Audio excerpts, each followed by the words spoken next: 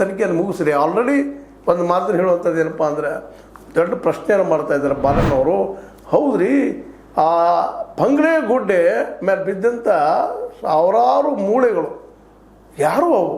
ಅದು ಸ್ಮಶಾನವಲ್ಲ, ಏನೂ ಅಲ್ಲ, ತಂದು ಹೆಣಗಳನ್ನ ಹೋಗಿದ್ದಾರೆ. ಅದು ಯಾರು ಹೋಗಿದ್ರು ಅನ್ನೋದ್ರ ತನಿಖೆ ಆಗಬಾರ್ದು. FSL ರಿಪೋರ್ಟ್ ಪ್ರಕಾರ ಮಕ್ಕಳು, ಹೆಣ್ಣುಮಕ್ಕಳು, ಇನ್ನುಳಿದವ್ರು ಮೂಳೆಗಳಿದ್ದಾವೆ ಅಂತೇಳಿ ಸ್ಪಷ್ಟ ಆಗ್ತಾ ಇದೆ. ಇದು ತನಿಖೆ ಯಾವಾಗ ಆಗುವಂಥದ್ದು? ಇದ್ರ ಹಿಂದಿದ್ದಂಥವ್ರು ಯಾರು? ಅವ್ರು ಕರೆಸಿ ಯಾಕೆ ತನಿಖೆ ಮಾಡಬಾರ್ದು ಅನ್ನೋ ದೃಷ್ಟಿಯಲ್ಲಿ ಅವ್ರು ಮಾತಾಡಿ, ಇದು ಇನ್ನೂ ಮುಗಿದಿಲ್ಲ. ಇದನ್ನು ಮುಗಿಸುವಂಥ ದಿಶಾಪುರ ಮಾಡುವಂಥ ಕೆಲಸವನ್ನು ಈ ಚೆನ್ನೈನ ಮೂಲಕ ಮಾಡಿಸ್ತಾ ಇದ್ದಾರೆ. ಮಾಡಲಿ. ಆದರೆ ಇವತ್ತಿನ ಚೆನ್ನೈನ ಹಿಂದಿದ್ದಂಥವ್ರು ಯಾರು? ಅದನ್ನು ಹೊರಗೆ ತೆಗೆಯೋದು ಕೆಲಸ ಆಗಬೇಕಾಗಿದೆ ಈ ತನಿಖಾ ಸಂಸ್ಥೆಗಳಿಂದ.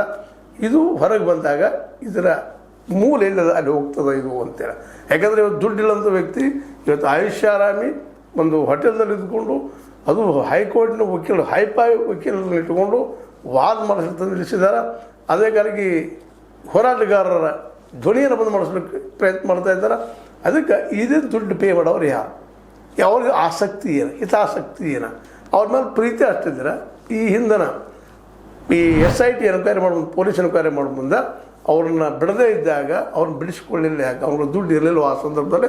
ಈಗ ದುಡ್ಡು ಎಲ್ಲಿದು ಬಂತು ಅಂತ ಹಾಗೂ ದುಡ್ಡಿಗೆ ಮಾಡಿದ.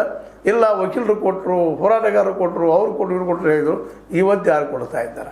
ಈ ಪ್ರಶ್ನೆಗಳು ಸಹಿತ ಇವತ್ತು ತನಿಖಾ ದೃಷ್ಟಿ ಇಟ್ಕೊಂಡು ಸರ್ಕಾರ ಮಾಡಬೇಕಾಗಿದೆ. ಅದು ದುರಂತ ಏನಪ್ಪ ಅಂತಂದ್ರೆ, ಈ ಸರ್ಕಾರಗಳಿಗೆ, ಈ ರಾಜಕೀಯ ಪಕ್ಷಗಳಿಗೆ ಅಲ್ಲಿಯ ಧರ್ಮಸ್ಥಳದ ಸತ್ಯ ಹೊರಗೆ ಹಾಕುವಂತಹ ಒಂದು ಶಕ್ತಿನೂ ಇಲ್ಲ, ಇಚ್ಛಾಶಕ್ತಿನೂ ಇಲ್ಲ.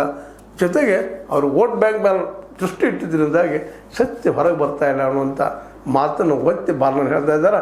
ಆದರೂ ಕೋರ್ಟ್ ಮೂಲಕ ನಾವು ಈ ಸತ್ಯ ಹೊರಗೆ ತರ್ತೀವಿ ಅನ್ನುವಂಥ ಒಂದು ಕಾನ್ಫಿಡೆನ್ಸ್ ಆಗಿ ಹೇಳೋದನ್ನು ನೋಡಿದಾಗ ಇನ್ನೂ ಈ ಕೇಸ್ ಸತ್ಯಲ್ಲ ಸಿಗುತ್ತಾ ಇದೆ. ಇದನ್ನು ಯಾವುದೇ ರೀತಿ ಮುಚ್ಚಾಗ್ಲಿಕ್ಕೆ ಸಾಧ್ಯ ಇಲ್ಲ ಅನ್ನುವಂಥ ಒಂದು ಧ್ವನಿ ಹೊರಗೆ ಬರ್ತಾ ಇದೆ. ಇದು ಸತ್ಯವಂತರಿಗೆ ಧೈರ್ಯ ತುಂಬುವಂಥದ್ದು, ಕಾನ್ಫಿಡೆನ್ಸ್ ಬರುವಂಥದ್ದು.